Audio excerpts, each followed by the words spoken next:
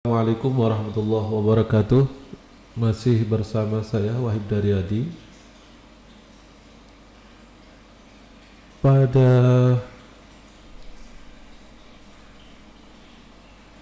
pertemuan ini saya akan membahas tentang langkah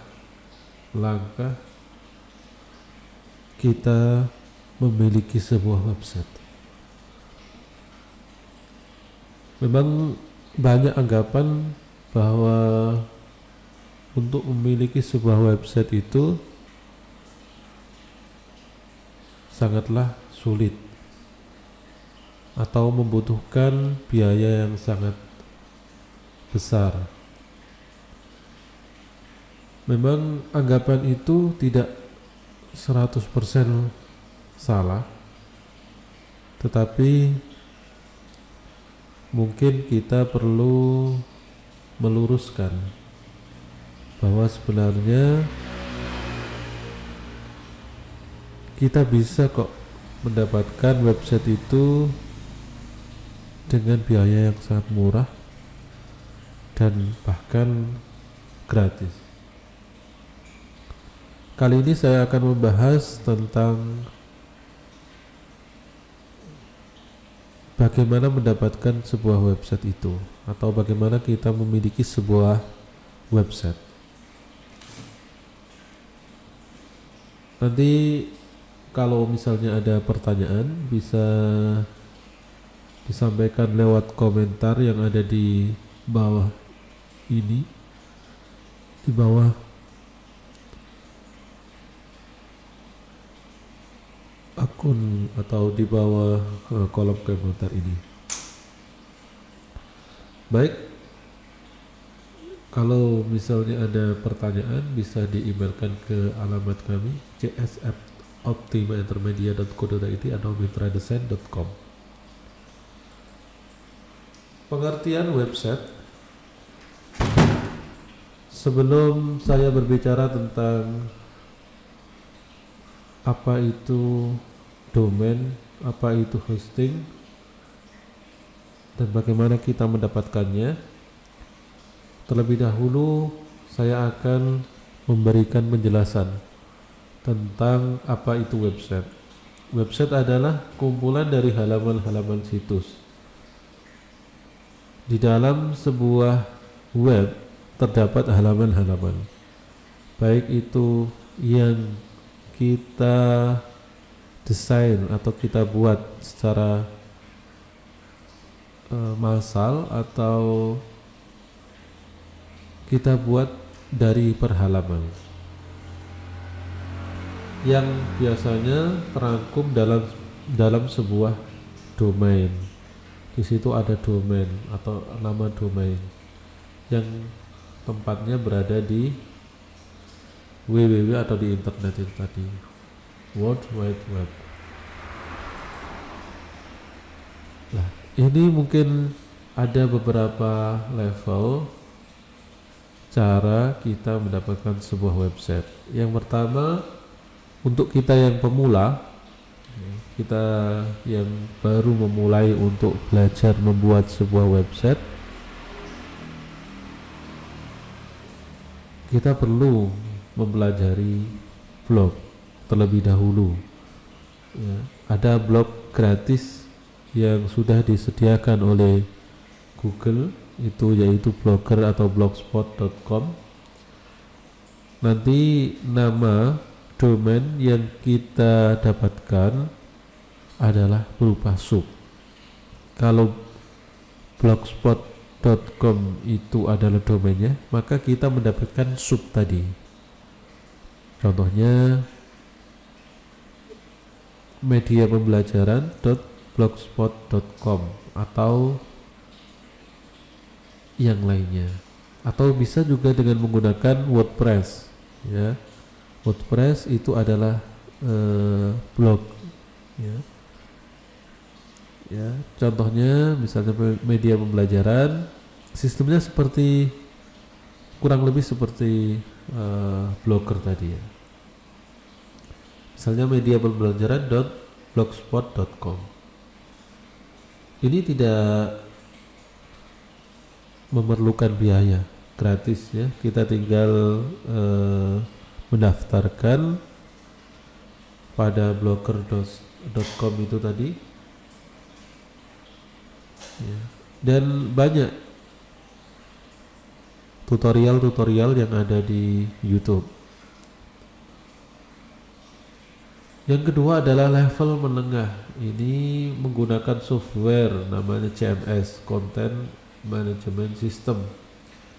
Ada banyak modal dari CMS. CMS Content Management System itu artinya dari mesinnya yang akan kita gunakan itu sudah ada, tinggal kita mengembangkan saja. Contohnya WordPress, Drupal, Joomla dan lain-lain. WordPress misalnya kita tinggal download di halaman wordpress.org ya, org.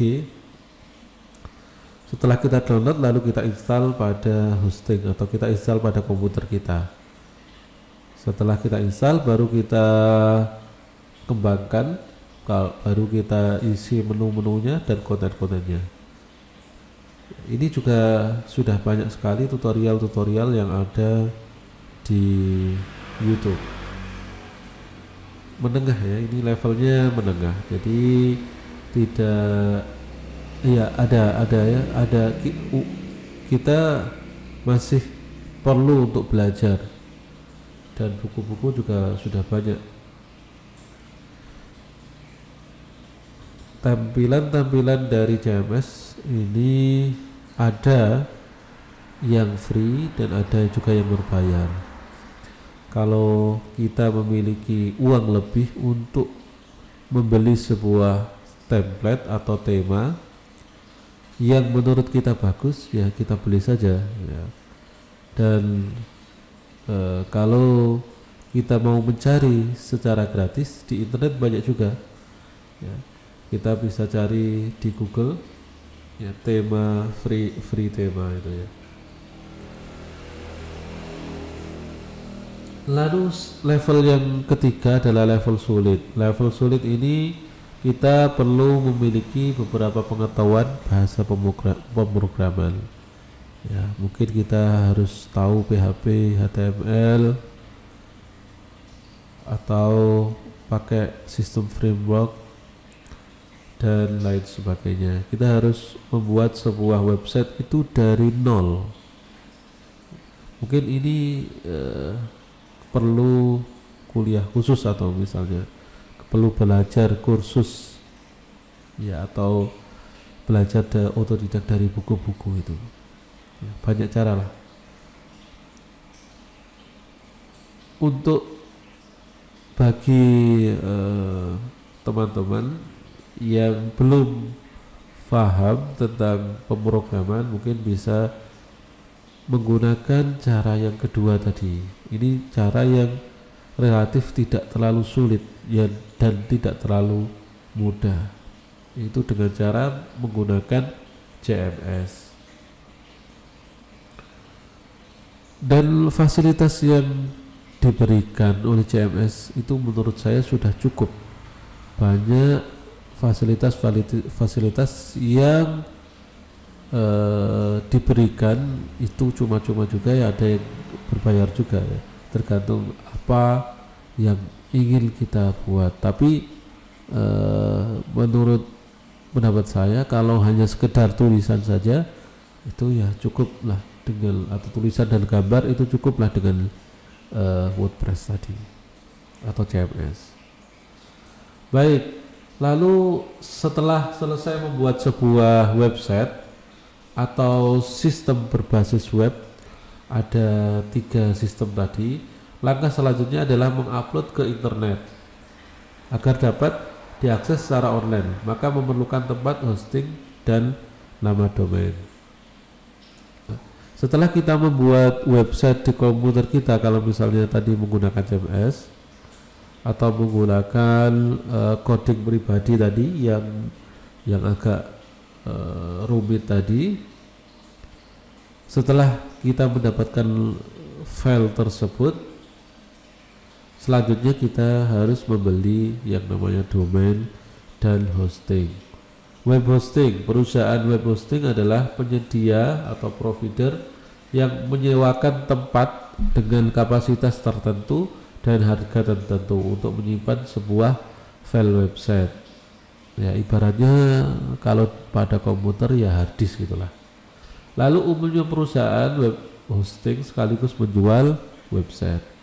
Nah, menjual domain ya. Biasanya satu paket ya, dipaket-paketkan kayak gitu, domain dan hosting. Kadang juga ada yang gratis, yaitu hosting lalu gratis domain gitu ya, juga banyak ya. Banyak penyedia provider itu menawarkan harga yang sangat murah. Lalu domain adalah nama atau nama pengenal alamat website Anda di internet.